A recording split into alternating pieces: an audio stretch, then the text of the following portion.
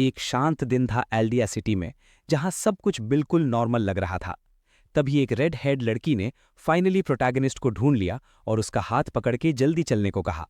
थोड़ी देर बाद वही लड़की फिर से उससे रश कर रही थी। एमसी ऑलरेडी थक चुका था, इसलिए उसने बस एक हैवी साई लिया। कुछ टाइम बाद सीन शिफ्ट होता है एक बिजी टावर्न में, जहां एक ब्लू क्लोक वाली लड़की उसके पास आती है और बताती है कि वो फाइनली उसे ढूंढ पाई है। थोड़ी चार्म दिखाते हुए वो उससे अपने एस्टेट आने का इनविटेशन देती है, लेकिन एमसी, जो इस रिपीटेड सिचुएशन से तंग आ चुका था, कामली मना कर देता है और कहता है कि आज वो बिजी है। इस बात से एक ब्लॉन्ड लड़की कंफ्यूज हो जाती है।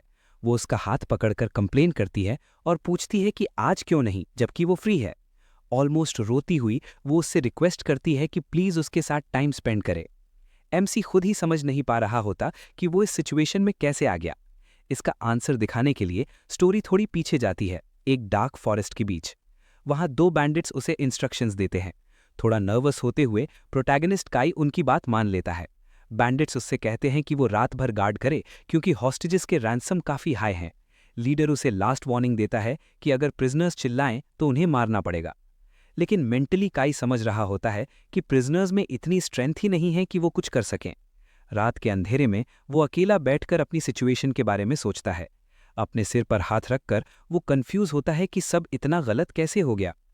तभी उसे याद आता है कि वो किसी को बचाने की कोशिश कर रहा था और उसे ट्रक ने हिट कर दिया था। लेकिन अजीब बात यह थी कि बाद में वो इस अननोन वर्ल्ड में जाग गया। जब वो स्काई की तरफ देखता है, तब उसे रियलाइज होता है कि ये दुनिया उसे काफी फेमिलियर लग रही है। धीरे धीरे उसे समझ आता है कि वो एक्चुअली उस फैंटेसी गेम के अंदर आ गया है जो वो पहले खेल रहा था। बैंडिट्स के टेंट के पास खड़े होके वो रियलाइज करता है कि उसका री-इनकार्नेशन डायरेक्टली विलन्स के बीच हुआ है।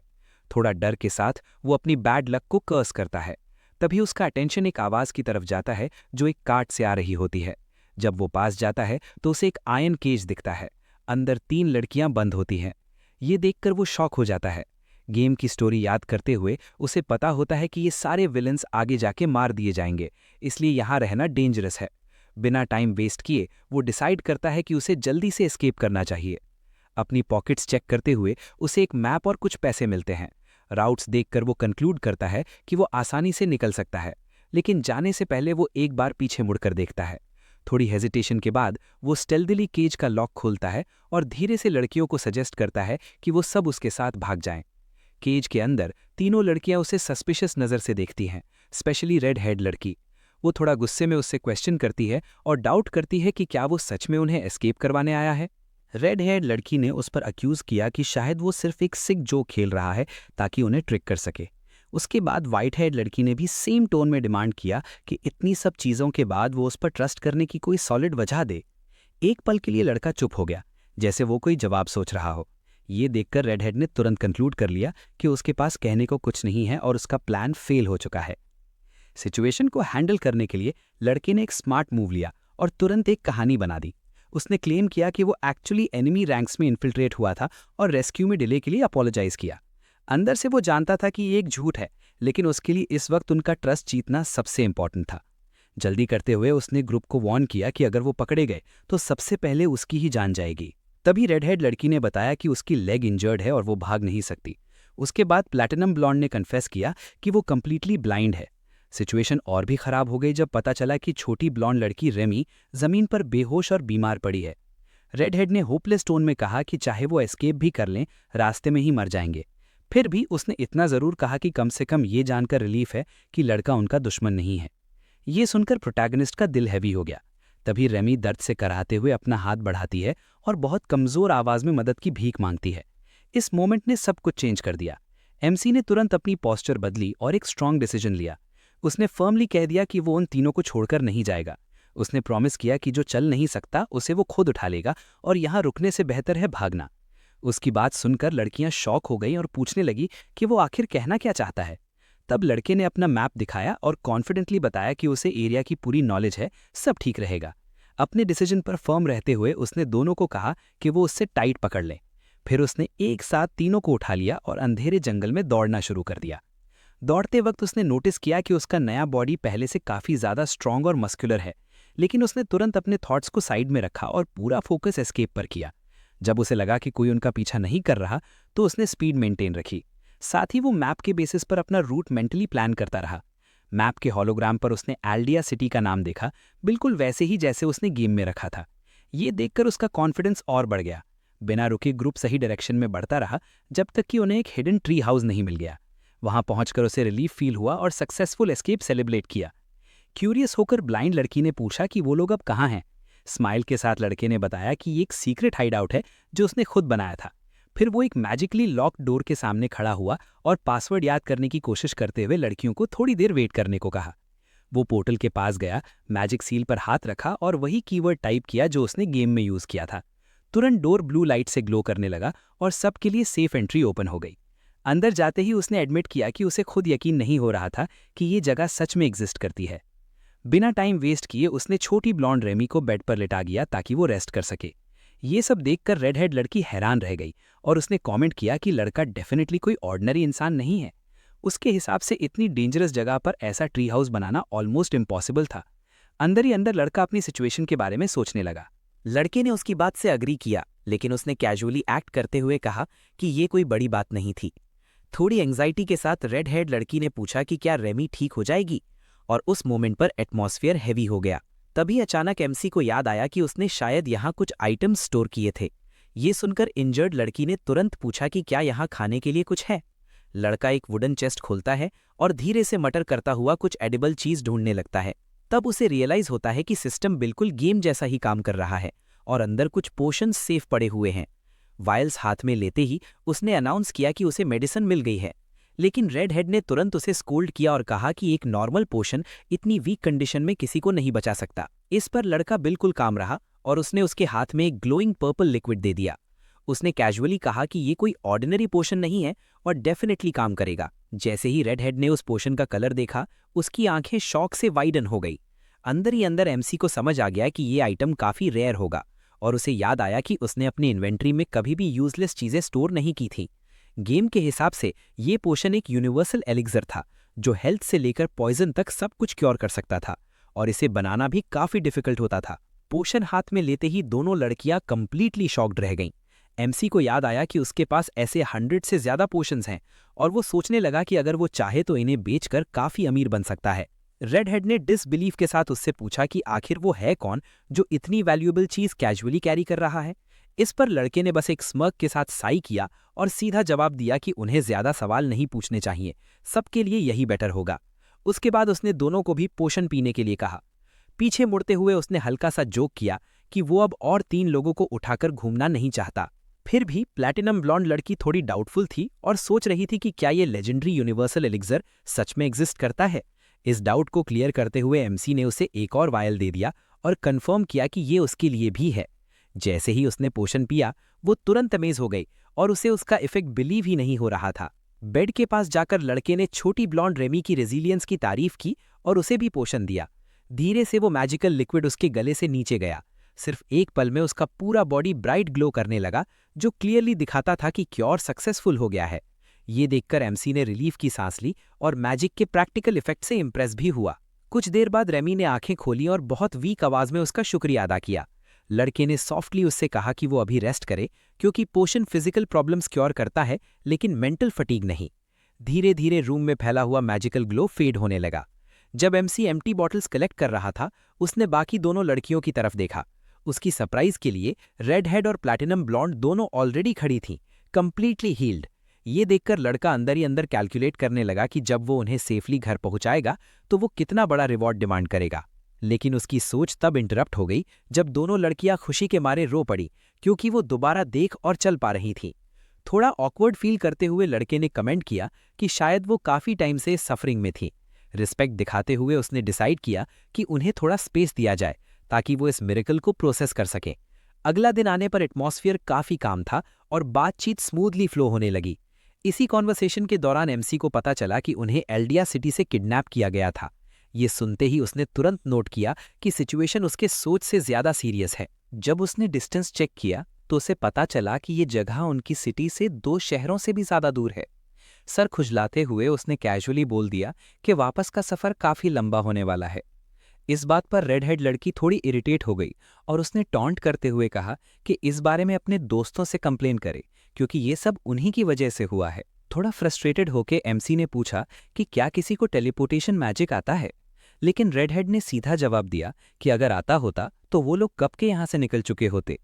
ये सुनकर लड़का थोड़ा एम्बैरेस्ड हो गया और हल्की सी ऑकवर्ड लाफ के साथ उसकी बात से अग्री कर लिया। अपने स्टैट्स चेक करते हुए उसने अंदर ही अंदर रिग्रेट किया कि वो अब एक लो रैंक हंटर के बॉडी में है जिसमें कोई खास पावर नहीं है, अपने पुराने ओवरपावर्ड गेम कैरेक्टर के बिल्कुल ऑपोजिट।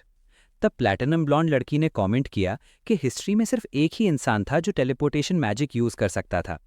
अपनी डिसअपॉइंटमेंट छुपाते हुए एमसी ने तुरंत टॉपिक चेंज कर दिया। ग्रुप की तरफ मुड़कर उसने पूछा कि सब लोग आज कैसे फील कर रहे हैं। प्लैटिनम ब्लॉन्ड ने एक जेंटल स्माइल के साथ उसका शुक्रिया अदा किया और बताया कि वो अभी दोबारा देखने की आदत डाल रही है। रेडहेड थोड़ी शर्माते हुए बोली कि उसकी लेग अब बिल्कुल ठीक है और उसने सिंसियरली थैंक्स कहा। फिर उसने थोड़ा एटीट्यूड दिखाते हुए कहा कि उसे रेडहेड कहना बंद करे और अपना इंट्रोडक्शन दिया। वो एक नोबल है जिसका नाम कैरन है। उसके बाद प्लैटिनम ब्लॉन्ड ने भी अपना नाम नैना बताया। थोड़ी देर बाद उन्हें याद आया कि छोटी ब्लॉन्ड लड़की का नाम रेमी है। ये सब सुनकर एमसी के माथे पर पसीना आ गया क्योंकि उसे ये सारे फैंटेसी नेम्स याद रखना काफ़ी मुश्किल लग रहा था। फिर भी फोकस बनाए रखते हुए उसने डिक्लेयर किया कि अब सबसे बड़ा चैलेंज उन तीनों को सेफली उनकी सिटी तक वापस ले जाना है। कॉन्फिडेंट टोन में कैरन ने पूछा कि क्या वो उन्हें विलन से प्रोटेक्ट करेगा, लेकिन एमसी ने उसकी एक्सपेक्टेशंस तोड़ दी और क्लियरली कहा कि वो किसी चीज़ की गारंटी नहीं दे सकता। ये सुनकर कैरन शॉक हो गई और गुस्से में पूछने लगी कि वो इतना कोल्ड जवाब क्यों दे रहा है। सीरियस एक्सप्रेशन के साथ लड़के ने समझाया कि रियल फाइट में कभी भी विक्ट्री गारंटीड नहीं होती। अंदर ही अंदर वो जानता था कि अब कोई गेम नहीं रहा, इसलिए वो अननेसेसरी फाइट से बचना चाहता था, इवन अगर उसे वर्ल्ड का नॉलेज हो। उसने और एक्सप्लेन किया कि उन्हें एनिमीज की एग्जैक्ट नंबर या स्ट्रेंथ का कोई आइडिया नहीं है, इसलिए सेफेस्ट प्लान ये है कि जितना हो सके ट्रबल अवॉइड किया जाए। उसने कामली ऐड किया कि यहाँ सबके पास सिर्फ एक ही लाइफ है और अगर वो खत्म हो गई तो सब खत्म। डिटर्मिन्ड होते हुए उसने प्रॉमिस किया कि वो पूरी कोशिश करेगा कि बिना लड़े ही वो लोग सेफली एस्केप कर सकें। कैरन, जो हमेशा ब्लंट थी, ने सीधा पूछ लिया कि क्या उसके पास कोई सॉलिड प्लान है। इस पर लड़का थोड़ा नर्वस होकर हंसा और एडमिट किया कि इतना प्रेशर में आंसर देना ईजी नहीं है। कैरन की जजिंग नज़र के नीचे वो थोड़ा पैनिक होने लगा, लेकिन फिर खुद को संभालते हुए उसने अपनी बात कंटिन्यू की। उसने गैस किया कि किडनैपर्स शायद वर्स सिटी के आसपास नजर रखे होंगे। मैप पर फिंगर रखते हुए उसने एक्सप्लेन किया कि बैंडिट्स लॉजिकली ये सोचेंगे कि वो नियरेस्ट सिटी की तरफ भागा होगा, इसलिए उसने प्लान बताया कि वो लोग साउथ डायरेक्शन में फॉरेस्ट के थ्रू एक कैंप तक जाएंगे जहां से वो पेड कैरेज लेकर सेफली ट्रैवल कर सकते हैं। ये सुनकर कैरन थोड़ी वरीड हो गई और उसने पॉइंट आउट किया कि उनके पास पैसे ही नहीं है ट्रिप के लिए। तब एमसी ने अपना बैग थपथपाते हुए कॉन्फिडेंटली बताया कि उसने बैंडिट्स के पैसे चुरा लिए हैं और इतना ही नहीं, वो लोग नए कपड़े भी खरीद सकते हैं। ये सब सुनकर ग्रुप उसकी प्लानिंग और एफर्ट से काफी इमोशनल हो गया। नैना ने उसकी एक्शंस देखकर सीधा सवाल उठाया कि वो इतनी मदद क्यों कर रहा है। उसने क्लियरली पॉइंट आउट किया कि उसने लेजेंडरी एलिक्सर्स यूज किए और ऐसे सीक्रेट्स रिवील किए जो कोई नॉर्मल एजेंट कभी शेयर नहीं करता। इतनी लॉजिकल बात सुनकर एमसी एकदम ऑकवर्ड सिचुएशन में आ गया और स्टैमर करने लगा। उसे समझ नहीं आ रहा था कि सच कैसे बताए। कंप्लीटली कॉर्नर्ड फील करते हुए उसने बिना शर्म के एक नई कहानी बना दी। उसने क्लेम किया कि वो एक्चुअली एक इंटेलिजेंस एजेंट है और जो कुछ भी कर रहा है वो सब ऊपर से मिले ऑर्डर्स फॉलो कर रहा है। तभी उसी मूवमेंट पर छोटी ब्लॉन्ड रेमी बेड पर हिलने लगी। उसकी मूवमेंट नोटिस करते ही एमसी ने पूछा कि क्या वो फाइनली होश में आ गई है। नींद भरी आवाज में रेमी ने हाँ कहा, लेकिन साथ ही ये भी मेंशन किया कि शायद वो काफी देर तक सोती रही। सिचुएशन को हल्का करने के लिए एमसी ने स्ट्रेच किया और सजेस्ट किया कि शाम के टाइम सब लोग नदी के पास जाकर फ्रेश हो लें। इस पर प्लैटिनम ब्लॉन्ड नैना ने बताया कि वो प्यूरिफिकेशन मैजिक यूज करके सबको क्लीन कर सकती है। प्रैक्टिकल अप्रोच लेते हुए एमसी ने कहा कि वो लोग रेमी पर मैजिक यूज करें जबकि वो खुद नदी में जाकर नहाएगा। ये सुनकर रेडहेड कैरन को थोड़ा डाउट हुआ और उसने कमेंट किया कि ये अजीब है कि एक सीक्रेट एजेंट को इतनी बेसिक स्पेल नहीं आती। अपनी कवर स्टोरी मेंटेन करते हुए एमसी ने कामली जवाब दिया कि बार बार मैजिक यूज करना अननेसेसरी अटेंशन अट्रैक्ट करता है। कुछ ही देर बाद लड़कियों ने रूम के अंदर मैजिक से खुद को क्लीन कर लिया, जबकि एमसी बाहर नदी में आराम से नहाने लगा। जब सब फ्रेश हो गए तो ग्रुप आग के पास बैठकर खाना खाने लगा। जर्नी के लिए रेडी होते हुए एमसी ने हेड टू टो एक डार्क आर्मर पहना जो उसे एक प्रॉपर नाइट जैसा बना रहा था। फिर उसने ग्रुप को लीड करते हुए सिग्नल दिया कि अब फाइनली सफर शुरू करना चाहिए। लगभग एक हफ्ते बाद अल्डिया सिटी के गार्ड्स को एक अर्जेंट अलर्ट मिला। मेन गेट पर एटमॉस्फेयर टेंस और बिजी था, लेकिन जैसे ही ग्रुप सेफली वहां पहुंचा, सबके चेहरे पर रिलीफ आ गया। गार्ड्स ने तुरंत तीनों नोबल लड़कियों को पहचान लिया और उन्हें जिंदा देखकर सुकून की सांस ली। सीधी बात करते हुए कैरन ने बताया कि उनकी जान बचाने का पूरा क्रेडिट उस आर्मर्ड नाइट को जाता है। ये सुनकर सोल्जर ने रिस्पेक्ट के साथ झुककर एमसी का शुक्रिया अदा किया और उसके हीरोइक रेस्क्यू की तारीफ की। फिर उसने लड़कियों से रिक्वेस्ट की कि वो अंदर वेट करें जब तक उनका एस्कॉर्ट नहीं आ जाता। क्यूरियस होकर नैना ने एमसी से पूछा कि अब वो आगे क्या करेगा। अपने आर्मर के अंदर बिल्कुल काम रहते हुए उसने जवाब दिया कि वो कुछ टाइम के लिए सिटी में ही रुकने का प्लान कर रहा है। कैरन ने अपनी यूजुअल ब्लंट टोन में पूछा कि क्या उसके पास कोई स्पेसिफिक प्लान है। तभी गार्ड ने बीच में बोलते हुए सजेस्ट किया कि शायद वॉलियर को अपने सुपीरियर्स को रिपोर्ट देनी होगी। एमसी ने बिना डिले किए उस बात से अग्री कर लिया ताकि उसकी झूठी आइडेंटिटी सेफ रहे और कोई अननेसेसरी प्रॉब्लम ना हो। गार्ड ने इंसिस्ट किया कि हीरो को अपना रिवॉर्ड लेना चाहिए, लेकिन एमसी ने टाइम की कमी का रीजन देकर मना कर दिया। सच तो ये था कि हेलमेट के पीछे वो काफी एग्जॉस्टेड फील कर रहा था और बस एक आरामदायक बेड पर सो जाना चाहता था। जाने से पहले उसने लड़कियों को वार्न किया कि वो ऑर्डर्स फॉलो करे और घर पहुंचने तक अपनी गार्ड डाउन न करें। कैरन ने स्माइल के साथ उसकी बात एक्सेप्ट की और एक बार फिर उसका दिल से शुक्रिया किया। एक प्यारे जेस्चर में एमसी ने रेमी के सर पर हाथ फेरा और उससे गुड बाय कहा। रेमी थोड़ी ब्लश कर गई और चुपचाप सर हिलाकर रिस्पॉन्ड किया। लड़कियों को गार्ड्स के हवाले करके एमसी वहां से मुड़ गया और बिना पीछे देखे चल पड़ा। पीछे से सोल्जर ने उसे रोकने की कोशिश की ताकि वो प्रॉपरली थैंक्स दे सके, लेकिन तब तक एमसी तेजी से वहां से दूर निकल चुका था। एमसी ने बिना पीछे देखे कामली कह दिया कि वो बस सिटी के अंदर जाकर क्वाइटली डिसअपियर हो जाएगा।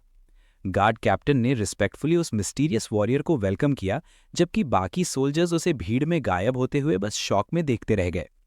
कुछ पल के साइलेंस के बाद कैप्टन ने धीरे से मटक किया कि वो आदमी बिल्कुल अनबिलीवेबल है। उसके माथे पर ठंडा पसीना आ गया और उसने डिक्लेयर किया कि वो आर्मर्ड नाइट कोई आम इंसान नहीं, बल्कि एक मॉन्स्टर जैसा पावरफुल है। अपनी बात जस्टिफाई करते हुए उसने बताया कि उसने अपनी अप्रेजल स्किल यूज की थी और उस वॉरियर के पास एक हाई रैंक आइटम डिटेक्ट किया था।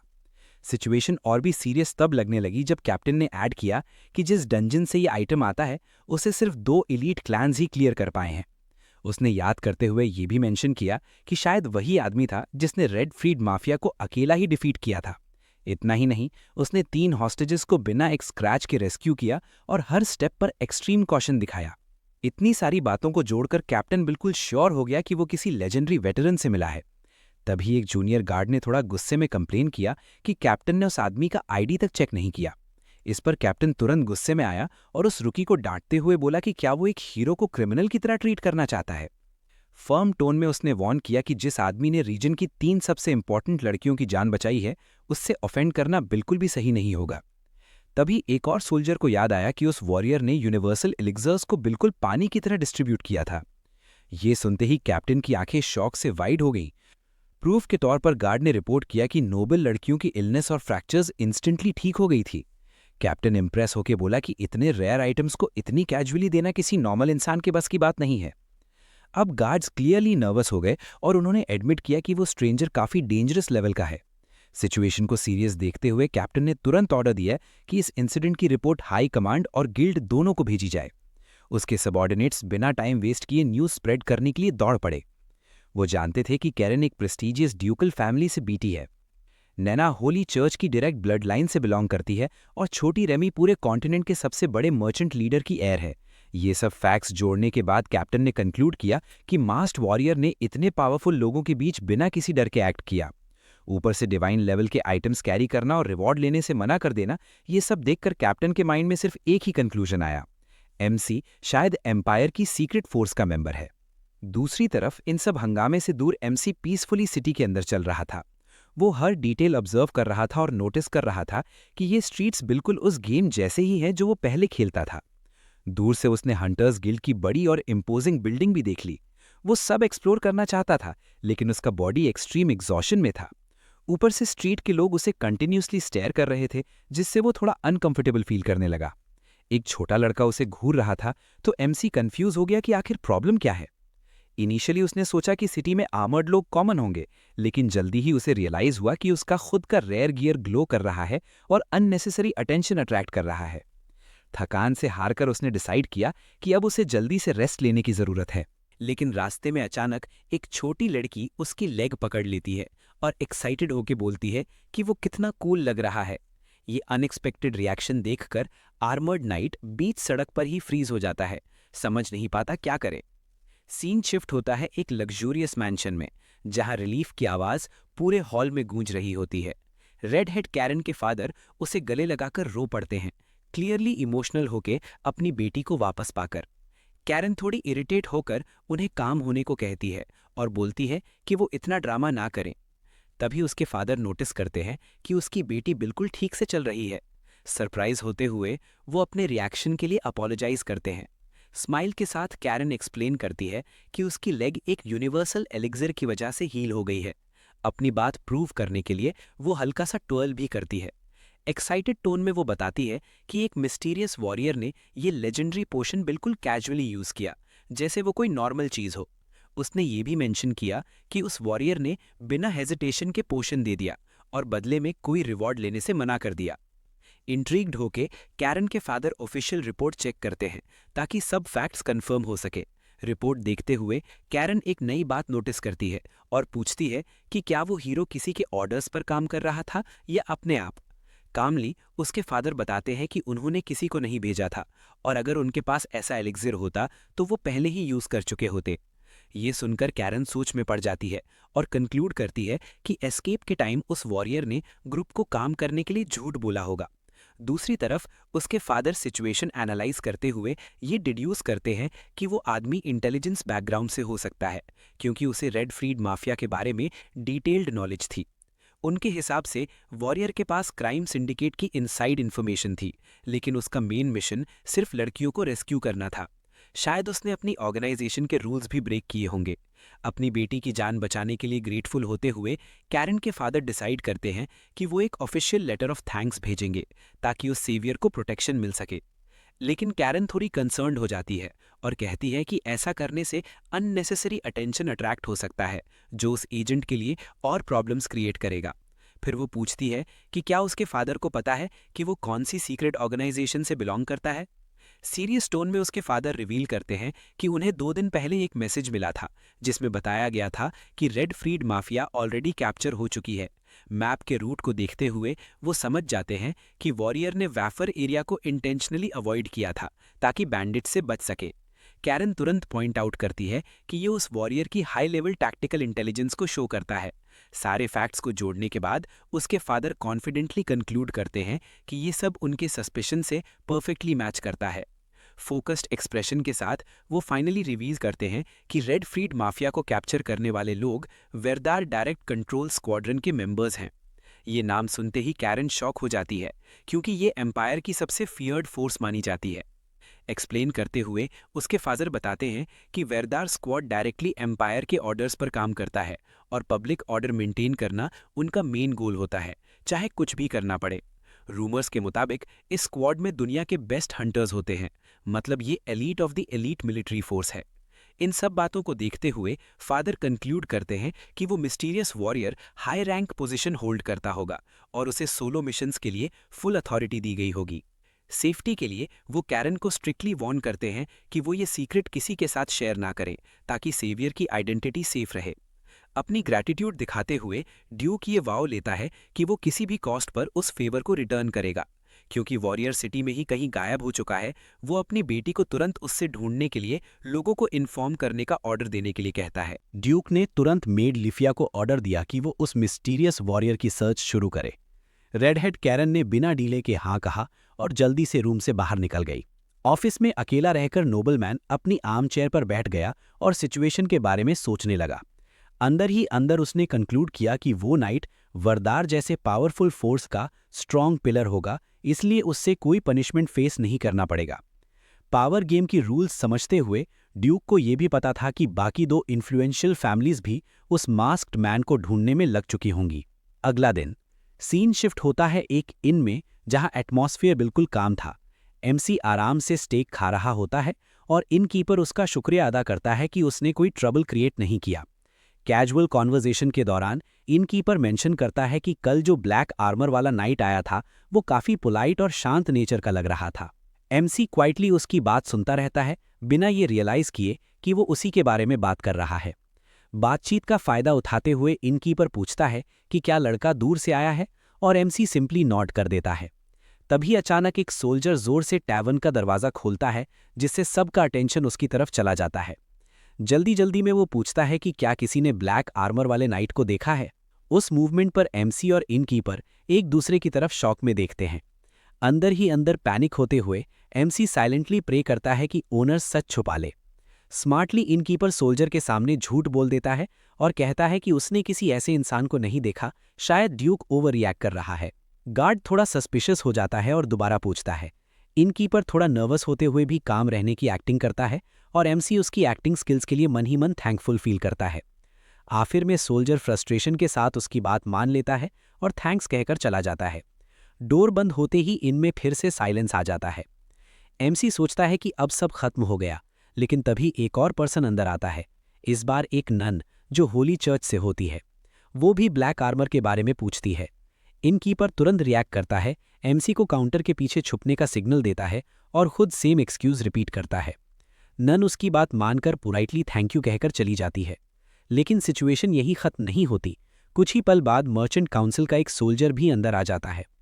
एमसी ऑलमोस्ट रो पड़ता है और डर के मारे काउंटर के पीछे कर्ल हो जाता है ताकि कोई उसे देख ना ले। इनकीपर फिर से अपना सेम एक्सक्यूज यूज करता है और इस बार भी लड़के को बचा लेता है। गार्ड थक कर फाइनली वहां से चला जाता है, अपनी फेलियर पर रिग्रेट करते हुए। जब सब लोग चले जाते हैं, इनकीपर धीरे से एमसी को बाहर आने के लिए बुलाता है। लड़का डर के साथ बाहर निकलता है, अभी भी शॉक में होता है और समझने की कोशिश कर रहा होता है कि ये सब क्या हो रहा है। इनकीपर अपना सर पकड़कर पूछता है कि उसने ऐसा क्या क्राइम कर दिया है जो सिटी की 3 सबसे बड़ी पावर्स उसके पीछे पड़ गई हैं। कन्फ्यूज्ड एमसी बार बार कहता है कि उसे खुद नहीं पता कि ये सब क्यों हो रहा है, शायद उसने बिना समझे कोई बड़ी गलती कर दी है। सिचुएशन से परेशान होकर इनकीपर उससे बोलता है कि वो जल्दी से कुछ सल्यूशन निकाले, वरना उसका टैवर्न बंद हो सकता है। इस मैस में फंसकर एमसी बस ये सोचता रहता है कि कैसे वो सबकी नज़रों से गायब हो सकता है। दूसरी तरफ कैरन के घर में उसकी बड़ी बहन उसकी लेग चेक कर रही होती है ताकि कंफर्म हो सके कि सब ठीक है। काम टोन में कैरन बताती है कि अब उसकी लेग में बिल्कुल भी दर्द नहीं है। कैरन ने कामली बताया कि अब उसकी लेग में बिल्कुल भी दर्द नहीं है और वो पूरी तरह हील हो चुकी है। बेड पर बैठकर उसने अपनी बड़ी बहन का शुक्रिया अदा किया और कन्फेस किया कि उसे उनकी पुरानी रूटीन मिस होगी। बहन ने स्माइल के साथ उसकी रिकवरी सेलिब्रेट की, लेकिन उसने भी एडमिट किया कि उनकी पुरानी आदतों के बिना थोड़ा खालीपन फील हो रहा है। टॉपिक चेंज करते हुए कैरन फिर से मास्क्ड वॉरियर के बारे में सोचने लगती है। कंसर्न टोन में वो कहती है कि इतना नोटिसेबल आदमी अब तक पूरी सिटी में कैसे नहीं मिला। उसके हिसाब से हीरो जानबूझकर सर्च से बच रहा है। उसकी बहन भी उसकी बात से अग्री करती है और बताती है कि उनके फादर भी यही सोच रहे हैं। थोड़ी धीमी आवाज़ में कैरन अपनी टेंशन शेयर करती है कि कहीं सेवियर को लेजेंडरी एलिक्सर यूज़ करने के लिए पनिशमेंट ना मिल जाए। उसे याद आता है कि नाइट ने उस पोशन को अपना पर्सनल स्टॉक बताने की कोशिश की थी, जैसे वो अपनी असली आइडेंटिटी और ऑर्गेनाइजेशन से कनेक्शन छुपाना चाहता हो। डीप साय लेते हुए कैरन एक्सप्रेस करती है कि वो होप करती है कि उसे कोई सिवियर पेनल्टी ना मिले। माहौल थोड़ा हल्का करने के लिए उसकी बहन टीज करती है और कहती है कि कैरन इतनी वरिड और क्यूट बहुत कम लगती है। कैरन थोड़ा एम्बैरेस्ड होकर आर्ग्यू करती है कि हीरो ने सबको अकेला रेस्क्यू किया है, इसलिए वो इतनी कंसर्न शो कर रही है। शर्म से लाल होकर वो अपने आर्म्स क्रॉस कर लेती है और अपनी बहन की टीजिंग से कंप्लेन करती है। कैरन के पॉइंट ऑफ व्यू से हीरो ने अपनी जान रिस्क में डालकर उन सबको बचाया, चाहे उसे अपनी ऑर्गेनाइजेशन का डेंजर क्यों ना फेस करना पड़े। वो ये भी मेंशन करती है कि नैना और रेमी के फैमिलीज भी उस सेवियर के बारे में सेम कंसर्न शेयर कर रहे थे, लेकिन फिर भी वो इंसिस्ट करती है कि सबसे ज़्यादा उसी को फ़र्क पड़ता है। इस पर उसकी बहन हंस पड़ती है और मजाक में बोलती है कि ये तो क्लियरली प्यार लग रहा है। दूसरी तरफ इनमें ओनर केम्सी को रियश्योर करने की कोशिश करता है और कहता है कि उसने कुछ गलत नहीं किया, लेकिन सिटी में रूमर्स तेजी से फैल रहे होते हैं और ब्लैक नाइट की सर्च और भी इंटेंस होती जा रही है। Old man clearly point out करता है कि इतनी सारी क्लूज के बाद सिर्फ एमसी ही वो मास्क्ड वॉरियर हो सकता है। कॉर्नर्ड फील करते हुए एमसी सोचने लगता है कि अगर ये रूमर सच प्रूव हो गए तो उसे क्या पनिशमेंट मिलेगा। वर्स्ट केस सिनेरियो बताते हुए इनकीपर कहता है कि तीनों पावरफुल फैमिलीज उसे हमेशा के लिए सिटी से बैन कर सकती हैं। थोड़ा इमोशनल होते हुए ओल्डमैन एडमिट करता है कि लड़के को छुपाना उसके कॉन्शियंस पर बर्डन बन रहा है, लेकिन वो ये भी एडवाइस देता है कि अभी इन चेंज करना सेफ नहीं होगा। सिचुएशन और ख़राब तब लगती है जब वो बताता है कि सिटी काउंसिल ने हीरो को पकड़ने के लिए 3 मिलियन का रिवॉर्ड अनाउंस कर दिया है। इतनी बड़ी अमाउंट सुनकर एमसी शॉक हो जाता है और पूछता है कि फिर इनकीपर ने उसे अब तक बिट्रे क्यों नहीं किया।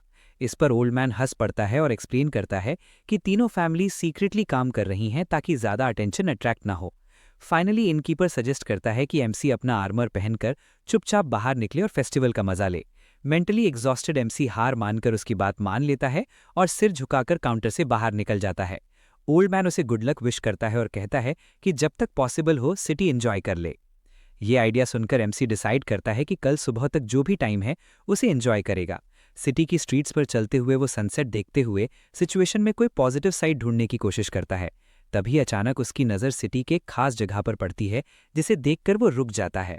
चलते चलते एमसी की नज़र एक जायंट क्लॉक टावर पर पड़ती है। उसे याद आता है कि पास्ट में वो हमेशा इस टावर पर चढ़कर सेम टाइम पर व्यू एंजॉय करता था। एंट्री फी थोड़ी महंगी होने के बाद भी वो बिना सोचे टिकट बूथ की तरफ बढ़ जाता है। अपनी पुरानी यादों को रिलिव करने के लिए वो धीरे धीरे ऊपर चढ़ना शुरू करता है, रास्ते भर सीनरी एडमायर करता हुआ। जब वो टॉप पर पहुंचता है तो वो हैरान रह जाता है। जहां उसे एक्सपेक्ट था कि जगह खाली होगी, वहां पहले से ही एक और इंसान मौजूद होता है। ब्लैक आउटफिट और मिस्टीरियस मास्क पहनी एक एलिगेंट औरत चुपचाप खड़ी होती है, सीनरी को देखते हुए। जैसे ही उसे एमसी की प्रेजेंस का एहसास होता है, वो धीरे से मुड़कर उसकी तरफ देखती है। उसकी ब्यूटी देखकर एमसी एक पल के लिए फ्रीज हो जाता है। थोड़ा स्टटर करते हुए वो बस एक सिंपल सा हेलो बोल पाता है। पोलाइट टोन में वो औरत उसका जवाब देती है और उसे टावर के टॉप पर वेलकम करती है।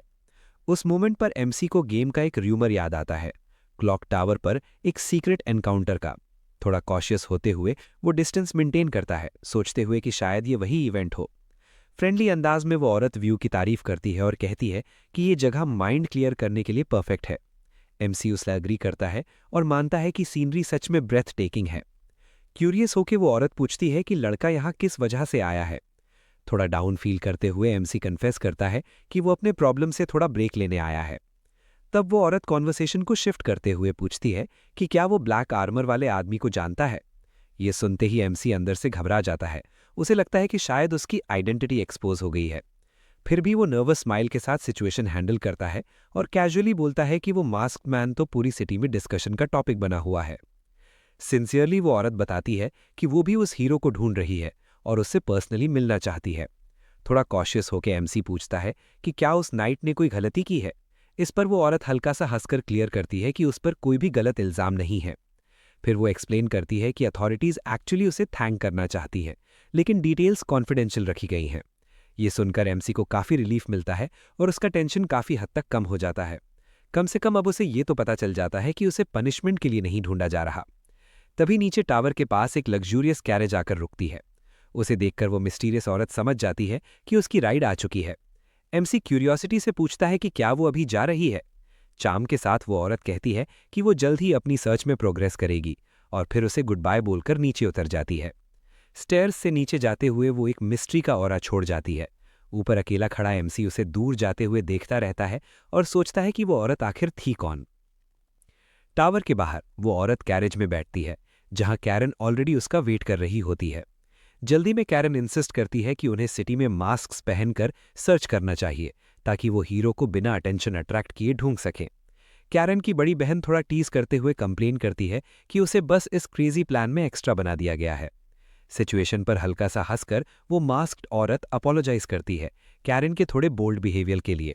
आखिर में वो एडमिट करती है कि वो बस खुश है कि उसकी सिस्टर खुद उसे टावर से पिक करने आई है। कैरेज के अंदर सफर के दौरान वो मिस्टीरियस औरत क्वाइटली अपने थॉट्स में डूबी रहती है, जैसे वो भी उस अननोन हीरो के बारे में सोच रही हो। कैरेज के अंदर बैठकर मास्क्ड वुमन ने कैजुअली मेंशन किया कि उसकी मुलाकात क्लॉक टावर पर एक यंग लड़के से हुई थी। कैरन, जो ऑलरेडी रूमर्स से अवेयर थी, तुरंत अज्यूम कर लेती है कि शायद वो लड़का सिटी में चल रही सर्च को ऑब्जर्व कर रहा होगा। लेकिन स्माइल के साथ वुमन उसे रीअश्योर करती हैं कि पहले उसे थोड़ा डाउट हुआ था, पर बातचीत बिल्कुल नॉर्मल और प्लेजेंट थी, बिना किसी हिडन मोटिव के। उसके लिए वो मोमेंट काफी पीसफुल और स्पेशल था। कॉशियस रहने के लिए उसने उस लड़के से ब्लैक नाइट के बारे में भी पूछा था, लेकिन उसने कुछ भी नहीं जानता होने का इंप्रेशन दिया। ये सुनकर कैरन डिसअपॉइंटेड हो जाती है और कहती है कि उनके फादर का मानना है कि हीरो शायद ऑलरेडी सिटी छोड़ चुका है। तभी अचानक मास्क्ड वुमन को एक इम्पॉर्टेंट डिटेल याद आती है जो उस लड़के के बारे में थी। ये सुनते ही कैरन एकदम अलर्ट हो जाती है और क्यूरियोसिटी के साथ पूछती है कि वो लड़का एग्जैक्टली कैसा दिखता था। वुमन डिटेल में बताती है कि वो एक चार्मिंग लड़का था, काफी काम नेचर का, और उसके फेस के लेफ्ट साइड पर एक नोटिसेबल स्कार था। जैसे ही ये डिटेल सामने आती है, कैरन शॉक में चिल्लाती है और बताती है कि ब्लैक नाइट के फेस पर भी वही सेम स्कार था। बिना एक सेकंड वेस्ट किए वो डेस्परेशन में कैरेज का विंडो खोल देती है और ड्राइवर को ऑर्डर देती है कि तुरंत क्लॉक टावर की तरफ वापस ले चले। उसकी बहन थोड़ी स्टार्टल्ड हो जाती है और पूछती है कि क्या वो अपनी क्रेजी डिडक्शन पर श्योर है, लेकिन कैरन क्विकली डॉट्स कनेक्ट करती है और रियलाइज करती है कि बहुत हाई चांस है कि वो लड़का ही डिस्गाइज्ड हीरो था। थोड़ा गुस्से और फ्रस्ट्रेशन के साथ वो कहती है कि ये स्कार एक सीक्रेट डिटेल थी जो सिर्फ उस और उसके फादर को पता थी। ये सुनकर उसकी बहन भी सिचुएशन की सीरियसनेस समझ जाती है। सिटी के एक और कोने में ट्रेजर हंटर्स गिल्ड का हेडक्वार्टर्स होता है। अंदर गिल्ड मास्टर काफी स्ट्रेस्ड होता है क्योंकि उसके पास ब्लैक नाइट के बारे में कोई सॉलिड इन्फॉर्मेशन नहीं होती। रिपोर्ट्स पढ़ते हुए वो कंक्लूड करता है कि masked warrior most likely imperial troop Vardar से बिलोंग करता है। उसके एनालिसिस के मुताबिक हीरो ने अकेला ही 3 सबसे पावरफुल फैमिलीज की डॉटर्स को रेस्क्यू किया और साथ ही माफिया को भी खत्म कर दिया। सिचुएशन को देखते हुए वो पॉइंट आउट करता है कि इतने इंपॉर्टेंट नोबल्स का किडनैपिंग ऑलमोस्ट एम्पायर पर डायरेक्ट अटैक जैसा है, इसलिए वरदार जैसे इलीट फोर्स का इन्वॉल्व होना लॉजिकल लगता है। लेकिन उसकी टेंशन और बढ़ जाती है क्योंकि सिटी में कोई भी उस नाइट से कॉन्टैक्ट एस्टैब्लिश नहीं कर पा रहा। डेस्परेशन में वो अपने सबऑर्डिनेट्स को कह देता है कि अगर पॉसिबल हो तो एक्सीडेंटली उस वॉरियर से टकरा जाएं ताकि कोई कॉन्वर्सेशन स्टार्ट हो सके। आयरॉनिकली ये प्लान भी फेल हो जाता है। एक रिपोर्ट के मुताबिक हीरो ने एक छोटी लड़की की हेल्प की जो उससे टकरा गई थी, लेकिन उसके बाद बिना रुके सीधा आगे बढ़ गया। स्पाइस बस उसका शुक्रिया अदा कर पाए और उसे भीड़ में गायब होते हुए देखते रह गए। कंप्लीटली डिफीटेड फील करते हुए गिल्ड मास्टर साय करता है और बस यही चाहता है कि वो मिस्टीरियस हीरो जल्दी से कैपिटल वापस चला जाए ताकि सिटी का ये टेंशन खत्म हो सके। गिल्ड मास्टर अपने ऑफिस में बैठा हुआ बस ये सोच रहा होता है कि कैसे अननेसेसरी प्रॉब्लम से बचा जाए। तभी अचानक रिसेप्शनिस्ट दरवाजा जोर से खोलकर अंदर आती है। पैनिक में वो अनाउंस करती है कि मास्क्ड मैन खुद गिल्ड के अंदर आ चुका है। पहले तो मास्टर इसे मजाक समझकर उससे काम होने को कहता है, लेकिन जैसे ही वो रिसेप्शनिस्ट की सीरियस एक्सप्रेशन और खुला दरवाजा देखता है, उसे समझ आ जाता है कि बात सच है। तुरंत वो अपनी सीट से उठकर मेन हॉल की तरफ दौड़ पड़ता है। हॉल में ब्लैक आर्मर पहने एमसी सबका अटेंशन अट्रैक्ट कर रहा होता है। उसका प्रेजेंस इतना इम्पोजिंग होता है कि सारे हंटर्स उसे देखते रह जाते हैं। तभी गिल्ड लीडर खुद आगे बढ़कर उस डिस्टिंग्विश्ड गेस्ट को ग्रीट करने पहुंचता है। पीछे खड़ी रिसेप्शनिस्ट उसके सडन एटीट्यूड चेंज पर हंसी रोक नहीं पाती और बाकी हंटर्स भी अपनी हंसी कंट्रोल करते हुए उसकी ओवरली पोलाइट बिहेवियर पर कमेंट करते हैं। पसीना पोंछते हुए लीडर रिस्पेक्टफुली पूछता है कि इतने इंपॉर्टेंट इंसान का यहां आने का क्या रीजन है। एमसी अपनी नर्वसनेस छुपाते हुए कैजुअली कहता है कि वो बस गिल्ड देखने आया है। ये सुनते ही मास्टर तुरंत स्माइल के साथ उसका वेलकम करता है और उसकी प्रेजेंस के लिए थैंक्स बोलता है। अंदर ही अंदर मास्टर ऑलरेडी 1000 थ्योरीज बना रहा होता है। उसके लिए गिल्ड देखना एक नॉर्मल विजिट नहीं बल्कि हिडन रिकॉनेसेंस लगता है। एमसी खुद कंफ्यूज हो जाता है और सोचता है कि शायद उसने कुछ गलत बोल दिया है जो लीडर इतना टेंस हो गया है। सिचुएशन को स्मूथ करने के लिए लीडर हाथ खोलकर रीअश्योर करता है कि सब कुछ बिल्कुल फाइन है, लेकिन अपने दिमाग में वो ये कंक्लूड कर लेता है कि इतने पावरफुल इंसान के सामने ब्लफ करना बेकार है। उसके नज़र में एमसी एक नेक्स्ट लेवल स्ट्रेटेजिक मॉन्स्टर बन चुका होता है। लीडर को याद आता है कि वो हमेशा वेरडार ज्वाइन करने का सपना देखता था, लेकिन कभी इतना स्ट्रांग नहीं बन पाया। अब जब वो एक लिविंग लेजेंड के सामने खड़ा है तो उसे अपनी लिमिटेशंस और भी क्लियरली समझ आती हैं।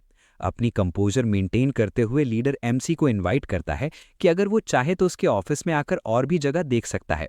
एमसी तुरंत अग्री कर लेता है, सोचते हुए कि ये शायद गिल्ड का नॉर्मल प्रोसेस है। जैसे ही वो दोनों स्टेयर्स चढ़ते हैं, पूरा हॉल गॉसिप से भर जाता है। टेबल्स पर बैठे हंटर्स तुरंत डिस्कशन शुरू कर देते हैं। कुछ लोग इसे ओवरहाइप्ड व्यूमर समझते हैं, लेकिन कुछ एक्सपीरियंस्ड मेंबर्स नोटिस करते हैं कि एमसी का काम डिमिनर किसी डेंजरस इंसान जैसा नहीं बल्कि उससे भी ज्यादा अनसेटलिंग है। उन्हें लगता है कि वो इतना रिलैक्स इसलिए है क्योंकि उसे किसी से डर नहीं है। ये सोचकर उनके रोंगटे खड़े हो जाते हैं और वो कंक्लूड करते हैं कि अगर फाइट हुई तो पूरा गिल्ड भी उसके सामने टिक नहीं पाएगा।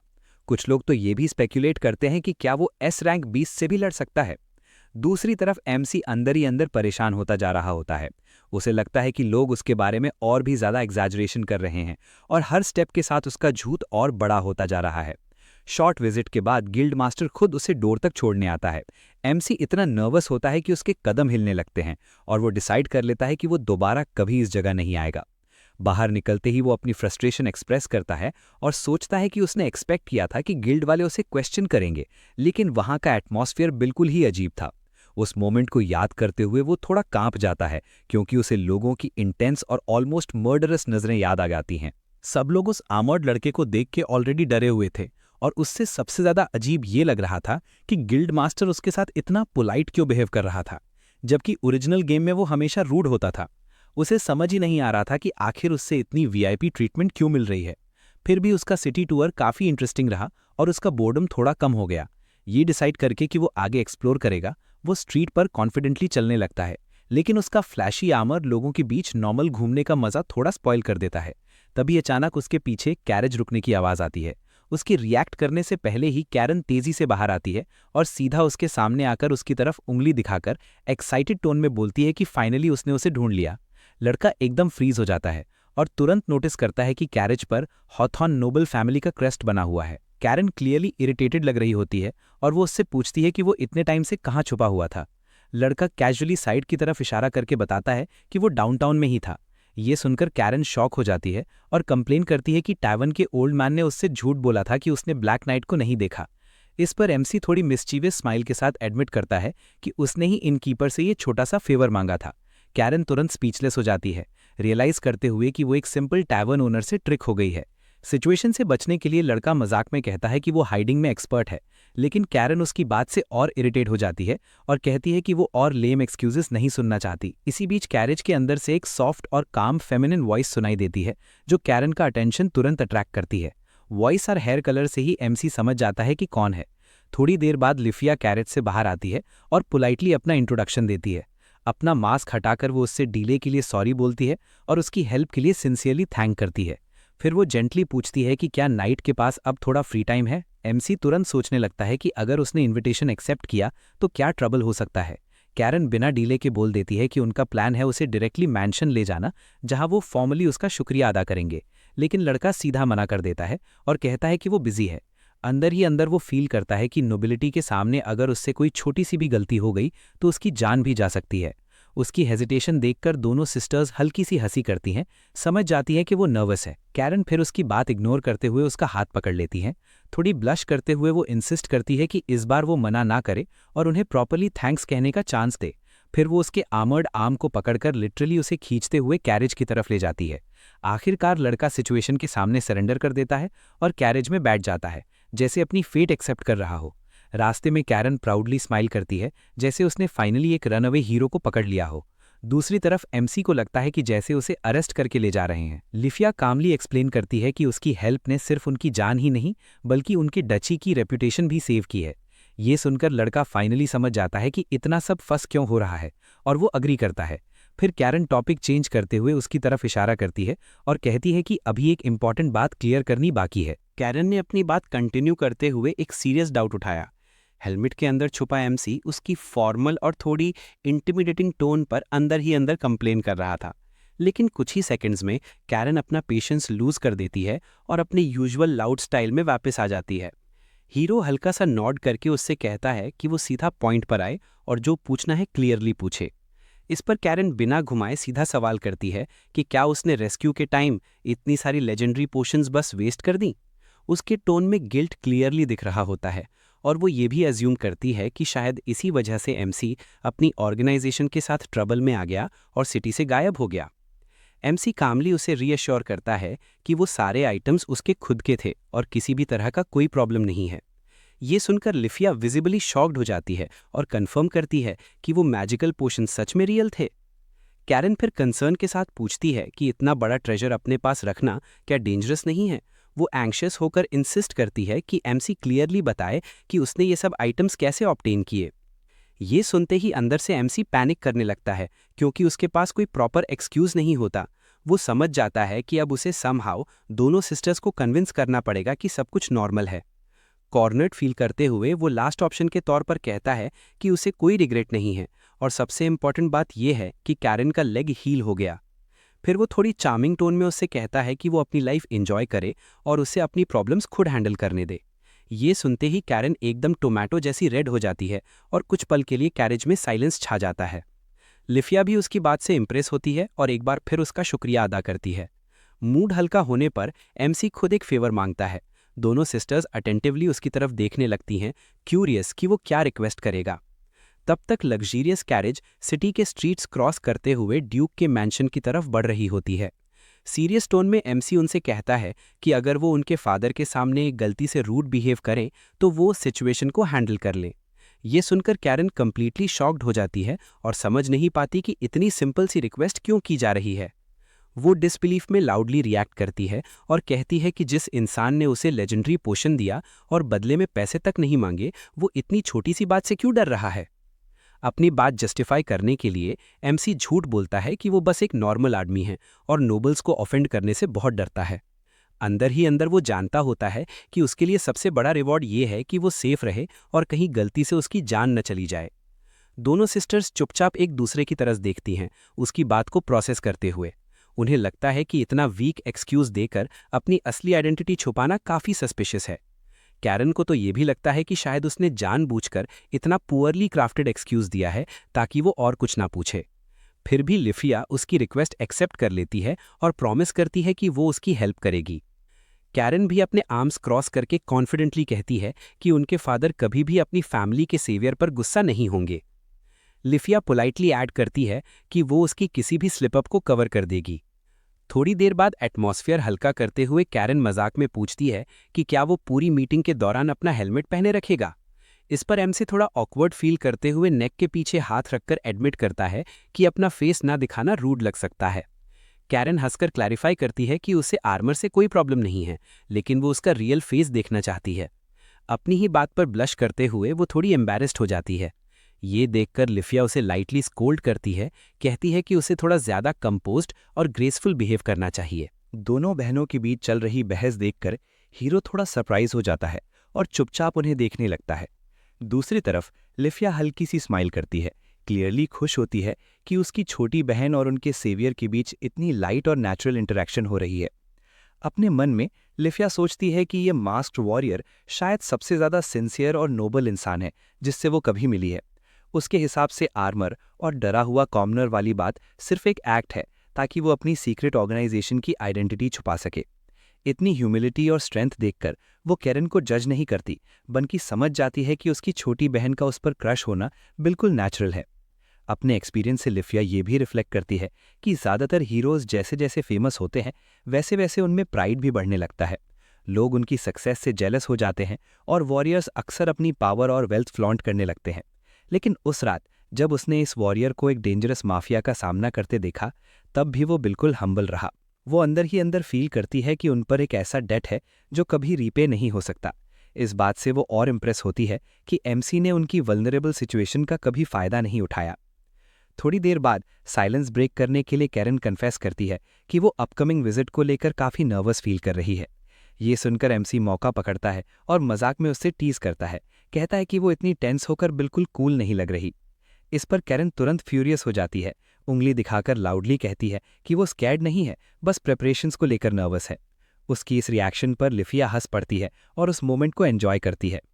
लिफिया के पर्सपेक्टिव से एमसी ने जानबूझकर कैरन को प्रोवोक किया था ताकि उसका टेंशन हल्का हो जाए। वो जानती है कि ड्यूक की बेटी होने के नाते कैरन को हमेशा फेक नोबल्स और बोरिंग पॉलिटिशियंस के बीच रहना पड़ता है। एज डिफरेंस की वजह से सोशल इवेंट्स में भी लोग उससे आइसोलेट कर देते थे। इससे भी बुरा ये था कि ज़्यादातर लड़के सिर्फ पावर मैरिज के इंटरेस्ट से उसके पास आते थे। इस वजह से कैरन कभी एक नॉर्मल लड़की की तरह फ्रेंड्स नहीं बना पाई। अक्सर लोग उसे इग्नोर कर देते थे, जैसे वो एग्जिस्ट ही नहीं करती। इसीलिए लिफिया को ये देखकर खुशी होती है कि एमसी उसकी बहन के एंटिक्स को इतने पेशेंस और ह्यूमर के साथ हैंडल कर रहा है। बोर्डम से तंग आकर कैरन अचानक लिफिया का हाथ पकड़ लेती है और इंसिस्ट करती है कि वो जल्दी घर वापस चले। इस पूरे केओस के बीच एमसी क्वाइटली बैठा रहता है और बस उन दोनों को देखकर साय करता है। लिफिया के मन में उसके लिए रिस्पेक्ट और बढ़ जाता है। वो सोचती है कि इतनी पावर होने के बावजूद उसने अपनी स्ट्रेंथ हाइड की और सिंपल तरीके से कैरेज में ट्रैवल किया, सिर्फ इसलिए ताकि ड्यूक की रिस्पेक्ट बनी रहे। ऊपर से उसने इतनी रेयर मेडिसिन दे दी जो पूरे सिटीज खरीदने के बराबर वैल्यू रखती है, बिना कुछ रिटर्न एक्सपेक्ट किए। इस सब से लिफिया कंप्लीटली एन्चेंटेड हो जाती है और सोचती है कि शायद दुनिया में इतना प्योर हार्टेड इंसान और कोई नहीं होगा। थोड़ी ब्लश करते हुए वो सीक्रेटली प्लान बनाना शुरू करती है कि कैसे इस वॉरियर को अपने पास रखा जाए। फिर वो प्रैक्टिकल टोन में पूछती है कि नाइट कितने टाइम तक सिटी में रुकने का प्लान कर रहा है। साथ ही वो ऑफर करती है कि अगर वो चाहे तो उनके तरफ से एक लग्जरियस हाउस भी अरेंज किया जा सकता है।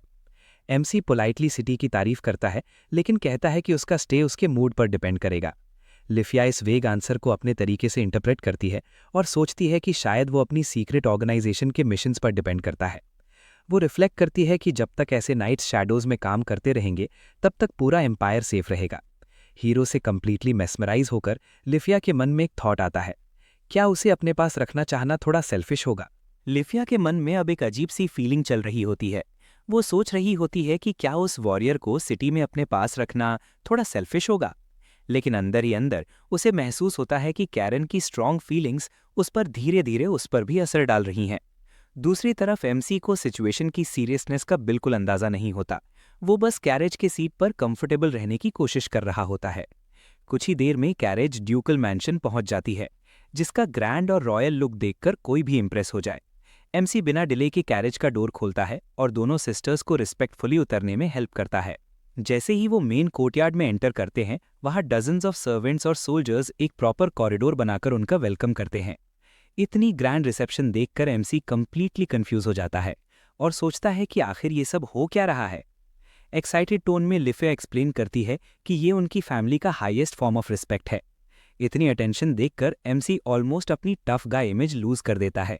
अपना पैनिक छुपाते हुए वो वार्न करता है कि इतना बड़ा शो अनवांटेड अटेंशन अट्रैक्ट कर सकता है। लेकिन लिफिया कॉन्फिडेंटली स्माइल करते हुए कहती है कि अगर किसी को प्रॉब्लम होगी तो गार्ड्स उससे डील कर लेंगे। ये सुनकर एमसी थोड़ा नर्वस हो जाता है, लेकिन फिर भी वो सिचुएशन एक्सेप्ट कर लेता है, क्योंकि उसे पता होता है कि नोबिलिटी के रूल्स के हिसाब से वो इस एस्कॉर्ट को रिफ्यूज नहीं कर सकता अगर वो सेफ रहना चाहता है। अचानक हेडमेड और गार्ड कैप्टन स्टोन फ्लोर पर घुटने टेक कर उन्हें ग्रीट करते हैं। वो अपने हेड्स बाव करके ब्लैक नाइट के विजिट को अपना ऑनर बताते हैं। थोड़ी देर बाद ओल्ड हाउसकीपर खड़ी होती है और इन्फॉर्म करती है कि मास्टर्स मेन हॉल में वेट कर रहे हैं। लिफिया हल्का सा कर्टसी करके उनका थैंक्स करती है और कहती है कि वो और कैरन थोड़ी देर में चेंज करके आएंगी। वो थोड़ा मजाक करते हुए ऐड करती है कि अगर एमसी को किसी हेल्प की ज़रूरत हो तो वो पास वाले रूम में होगी। कैरन भी अग्री करती है और कहती है कि अगर उनके फादर का रिएक्शन अनएक्सपेक्टेड हुआ तो वो तुरंत सिचुएशन हैंडल करेगी। अब एंट्रेंस पर अकेला छोड़ दिया गया एमसी फिर से टेंशन में आ जाता है और लिटरली पसीना छूटने लगता है।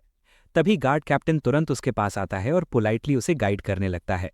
फॉर्मल टोन में कैप्टन रिक्वेस्ट करता है कि सिक्योरिटी रीजंस के लिए वो उसकी ब्लैक सॉर्ड टेम्परेरीली होल्ड कर ले। एमसी बिना हेजिटेशन के सॉर्ड दे देता है, जिस पर कैप्टन थोड़ा सरप्राइज्ड हो जाता है और कंफर्म करता है कि क्या वो श्योर है। मूड हल्का करने के लिए एमसी कैजुअली कहता है कि नोबल के घर के अंदर वेपन्स रिमूव करना नॉर्मल बात है। फिर वो थोड़ा कॉन्फिडेंटली ऐड करता है कि वो स्वॉर्ड के बिना ज़्यादा डेंजरस है। ये सुनकर सर्वेंट्स और कैप्टन दोनों शॉक हो जाते हैं। कैप्टन के लिए उसकी बात इतनी अनबिलीवेबल होती है कि वो अंदर ही अंदर डर जाता है और उसे लगता है कि ये मास्क्ड वॉरियर कोई ऑर्डिनरी इंसान नहीं है। हेलमेट के अंदर एमसी बिल्कुल सीरियस होता है। अपने पास्ट को याद करते हुए वो जानता है कि जब वो प्लेयर था तब उसे एक ऐसे बॉडी में री इनकारनेट किया गया था जिसमें एब्सर्ड फिजिकल एबिलिटीज थीं। उसकी रिफ्लेक्सेस इतनी एबनॉर्मल थी कि वेपन्स यूज करने से उसका रिदम डिस्टर्ब हो जाता था। इसलिए वो फील करता है कि बेयर हैंड से फाइट करना उसके लिए ज़्यादा इफेक्टिव है। लेकिन कैप्टन को इस सब का कुछ पता नहीं होता।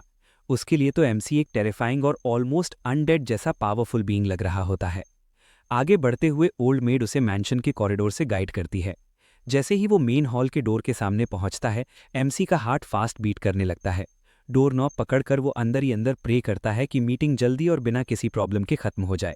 इसी बीच कोर्टयार्ड में गार्ड कैप्टन अब भी उस ब्लैक स्वॉर्ड को देखकर फैसिनेटेड होता है। गार्ड कैप्टन ने मौका देखकर थोड़ा मजाक में कैरन से कहा कि वो उसकी सुपरविजन में स्वॉर्ड होल्ड कर सकती है। ये सुनते ही कैरन एक्साइटमेंट में ऑलमोस्ट हरिकेन की तरह उसकी तरफ दौड़ पड़ती है। वो ईगरली जंप करके सीवियर की लेजेंडरी स्वॉर्ड देखने और टेस्ट करने की जिद करती है। उसकी आंखें उस डार्क पॉलिश्ड ब्लेड पर टिक जाती हैं, जैसे वो उसे हिप्नोटाइज कर रही हो। खुशी से भरी कैरन तुरंत डिमांड करती है कि कैप्टन उसे स्वॉर्ड प्रॉपर्ली दिखाए। कैप्टन मुस्कुराते हुए ब्लेड को प्रेजेंट करता है, जो एक चमकते हुए जूल की तरह लग रहा होता है। कैरन क्यूरियोसिटी से ऑब्जर्व करते हुए कहती है कि स्वॉर्ड इतनी खूबसूरत लग रही है कि उसे डाउट होता है कि क्या ये एक्चुअल कॉम्बैट में ड्यूरेबल होगी। कैप्टन भी अग्री करता है, लेकिन एम्फेसाइज करता है कि एक ट्रू मास्टरपीस जैसी लगती है। कोर्ट यार्ड में धूप के नीचे वो ब्लैक मेटल इतना शाइन करता है कि दोनों उसे देखकर मेस्मराइज हो जाते हैं। इस बीच लिफिया अपनी चिन पर हाथ रखकर सोचने लगती है कि ऐसा वॉरियर जो हैवी आर्मर यूज नहीं करता, उसका फाइटिंग स्टाइल कैसा होगा। उसके हिसाब से वो शायद एक टैक्टिकल मास्टर होगा जो ब्रूट फोर्स के बजाय स्पीड और प्रिसिजन को प्रेफर करता है। इसी डिस्कशन के बीच कैरन डिस्ट्रैक्टेड होकर स्वॉर्ड पकड़ने के लिए हाथ बढ़ाती है, लेकिन जैसे ही वो ब्लेड को टच करती है, उसका अनरियल वेट उसे शॉक कर देता है। एक ही पल में सिचुएशन कंट्रोल से बाहर हो जाती है। कैरन बैलेंस लूज कर देती है और स्वॉर्ड सीधा नीचे गिरती है। कैप्टन तुरंत रिएक्ट करता है और उसे बचाने की कोशिश करता है, लेकिन देर हो चुकी होती है। स्वॉर्ड ग्राउंड पर गिरते ही वो कोर्ट यार्ड के स्टोन को बिल्कुल आसानी से कट कर देती है, जैसे गरम नाइफ बटर को कट करता है। एक सेकंड के लिए पूरा स्टाफ फ्रीज हो जाता है, क्योंकि कट इतना क्लीन होता है कि किसी को यकीन ही नहीं होता। कैरन डिसबिलीफ में अटक कर बोलती रह जाती है, उसे समझ ही नहीं आता कि क्या हुआ। कैप्टन और लिफिया दोनों चिल्लाते हैं जब वो देखते हैं कि स्टोन बिना किसी एफर्ट के 2 हिस्सों में स्प्लिट हो गया। लिफिया तुरंत समझ जाती है कि इस स्वॉर्ड के सामने कोई भी आर्मर यूजलेस है। दूसरी तरफ कैप्टन का डर और बढ़ जाता है, क्योंकि उसे याद आता है कि मास्टर वॉरियर ने कहा था कि वो बेयर हैंड से और भी ज्यादा डेंजरस है। पैनिक में कैप्टन तुरंत कैरन के पास दौड़ता है और चेक करता है कि कहीं वो इंजर्ड तो नहीं हुई। वो स्टटर करते हुए, क्लियरली टेरिफाइड, प्रॉमिस करता है कि वो ड्यूक को सब कुछ एक्सप्लेन करेगा और ब्लेम अपने ऊपर ले लेगा। सीन शिफ्ट होता है मैंशन के अंदर, जहां मेन हॉल में मीटिंग ऑलरेडी चल रही होती है। वहां एक फॉर्मल सेटिंग है, फैंसी टी के साथ। डोर के बाहर कैरन और लिफिया क्वाइटली खड़ी होती हैं और अंदर की कॉन्वर्सेशन सुन रही होती हैं। अंदर से ड्यूक की पावरफुल वॉइस सुनाई देती है, जो मास्ड हीरो को डीपली थैंक कर रहा होता है। कैरन को तुरंत नोटिस होता है कि उनके फादर का टोन यूजुअल से काफी ज्यादा हम्बल है। लिफिया भी अग्री करती है और कामली एक्सप्लेन करती है कि इसका रीजन ऑब्वियस है। सिर्फ डोर के बाहर खड़े होकर ही वो समझ जाती हैं कि इतना पावरफुल लॉर्ड भी उस हीरो के सामने झुक गया है। वो रिफ्लेक्ट करती है कि अपनी पॉलिटिकल पोजीशन की वजह से ड्यूक को हमेशा स्ट्रांग और सुपीरियर अपीयर करना पड़ता है, ताकि वो कभी वीक न लगे। लिफिया अपने चेस्ट पर हाथ रखकर साई करती है, अपने फादर को इतना हम्बल्ड देखकर इमोशनल हो जाती है। दूसरी तरफ कैरन कंप्लीटली डिफ्लेटेड फील करती है और अपनी फैमिली के लिए थोड़ा गिल्टी और सैड हो जाती है, क्योंकि उन्हें किडनैपिंग की वजह से इतना झुकना पड़ रहा है। लेकिन अचानक ही डोर हल्की सी आवाज़ के साथ क्रीक करता है और उनका इमोशनल मोमेंट ब्रेक हो जाता है। लिफिया थोड़ी टीजिंग टोन में कैरन से पूछती है कि क्या उसके पास अभी भी कंप्लेन करने का टाइम है।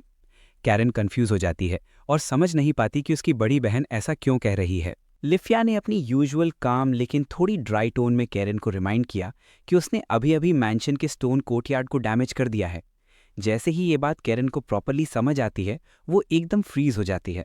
उसे याद आता है कि उसने किसी और की स्वॉर्ड से डची का मेन वॉकवे तोड़ दिया है। तुरंत पैनिक में आकर वो ऑलमोस्ट रो पड़ती है और कंप्लेन करती है कि अब तो उनके फादर उसे पक्का पनिश करेंगे। लिफिया फिर उसकी तरफ उंगली दिखाकर ऐड करती है कि उसने सिर्फ प्रॉपर्टी डैमेज ही नहीं किया, बल्कि कैप्टन का ट्रस्ट भी तोड़ दिया, जिसने उसे स्वॉर्ड पकड़ने दिया था। कैरन फ्रस्ट्रेटेड टोन में चिल्लाती है कि किसी ने उससे पहले बताया ही नहीं कि स्वॉर्ड इतनी हैवी और शार्प होगी। लिफिया उसकी इस हालत पर हल्का सा हंस देती है और बस चुपचाप अपनी बहन को रोते हुए देखती रहती है। सिचुएशन को थोड़ा लाइट करने के लिए लिफिया उससे कहती है कि वो कंप्लेन करना बंद करे। वो रिमाइंड करती है कि अब कैरन कंप्लीटली हील हो चुकी है और उसके पास पूरी लाइफ है एंजॉय करने के लिए। ये बात सुनकर कैरन का मूड धीरे धीरे चेंज होता है। वो एक्साइटेड टोन में कहती है कि अब वो अपनी नई लेग्स के साथ बहुत फन करेगी। लिफिया उसकी एक्साइटमेंट देखकर स्वीट स्माइल करती है और कैरन भी नॉड करके थोड़ी काम हो जाती है। फिर लिफिया टॉपिक चेंज करते हुए पॉइंट आउट करती है कि हीरो ने अपनी असली पावर क्लियरली हाइड की है। वो वॉर्न करती है कि अगर एम्परर को लेजेंडरी एलिक्सिर की यूज के बारे में पता चल गया तो वॉरियर के लिए बड़ी प्रॉब्लम हो सकती है। कैरन तुरंत सीरियस हो जाती है और प्रॉमिस करती है कि वो मास्क्ड मैन को उसकी सैक्रिफाइस के लिए बेस्ट पॉसिबल रिवॉर्ड देगी। इसी बीच लिफिया को रिपोर्ट का एक स्ट्रेंज डिटेल याद आता है। वो अपनी डाउट शेयर करती है कि हीरो ने रिवॉर्ड लेने से मना कर दिया था और ऐसे बिहेव किया जैसे रेस्क्यू उसके लिए कोई बड़ी बात ही ना हो। वो एक्सप्लेन करती है कि रियल लाइफ में एक ड्यूक का रिवॉर्ड किसी भी कॉमनर के लिए बहुत वैल्यूएबल होता है, चाहे वो मनी हो, लैंड हो या पावर, और कोई भी इजीली मना नहीं करता। लेकिन कैरन का फोकस कहीं और ही होता है। वो बस सॉफ्टली कहती है कि वो एक बार फिर उसका फेस देखना चाहती है। इस पर लिफिया टीजिंग टोन में उसे जेलस बोल देती है, कहती है कि वो वॉरियर को सिर्फ अपने पास रखना चाहती है। कैरन तुरंत रिएक्ट करती है और कहती है कि वो एक्चुअली चाहती है कि कोई और उसका फेस ना देखे। अपनी बात जस्टिफाई करने के लिए कैरन बताती है कि रेस्क्यू के टाइम उसने उसकी आई के पास एक स्कार देखा था। ये सुनते ही लिफिया को उसकी ऑब्सेशन का रीज़न समझ आ जाता है। कैरन तुरंत अपना एक्सप्रेशन चेंज करती है और डिनाई करती है कि उसे किसी स्ट्रेंजर के लिए कोई डीप फीलिंग्स नहीं है। दोनों बहनें एक दूसरे की तरफ एक मीनिंगफुल नज़र से देखती हैं, जिसमें काफ़ी अनसेड इमोशंस होते हैं। कैरन नर्वस होकर इंसिस्ट करती है कि वो सिर्फ ग्रैटिट्यूड फील करती है और कुछ नहीं, लेकिन उसकी कन्फ्यूजन क्लियरली दिख रही होती है। इसी बीच सीन शिफ्ट होता है मेन हॉल के अंदर, जहां एडल्ट्स की मीटिंग काफ़ी टेंस्ड एटमॉस्फेयर में चल रही होती है। कैरन क्वाइटली प्रे करती है कि उनके फादर अपनी पर्सनैलिटी से सेवियर को डरा ना दे। हॉल के अंदर प्रेशर इतना ज़्यादा होता है कि एनवायरनमेंट बिल्कुल हैवी लग रहा होता है। ड्यूक और उनकी वाइफ दोनों विजिबली नर्वस होते हैं और सामने बैठे वॉरियर को देखकर उन्हें डर सा लग रहा होता है। ब्लैक नाइट बिल्कुल मोशनलेस बैठा होता है, बिना एक मसल मूव किए। उसका ताम और अनरीडेबल पॉस्चर ड्यूक को कंफ्यूज कर देता है। ड्यूक अपने मन में सोचता है कि वॉरियर कुछ डिमांड क्यों नहीं कर रहा। उसके पर्सपेक्टिव से लगता है कि वो जानबूझकर मॉडेस्ट एक्ट कर रहा है ताकि फैमिली को ऑफेंड ना करे। वो ये भी नोटिस करता है कि हीरो ने अपनी तरफ से कोई भी फेवर या रिवॉर्ड डिमांड करने का स्लाइटेस्ट हिंट भी नहीं दिया, जैसे वो उन पर कोई प्रेशर ही नहीं डालना चाहता। इस सब के बाद भी ड्यूक के मन में एक ही बात चल रही होती है कि इतना बड़ा फेवर करने के बाद भी यह इंसान इतना काम और रिजर्व्ड कैसे रह सकता है।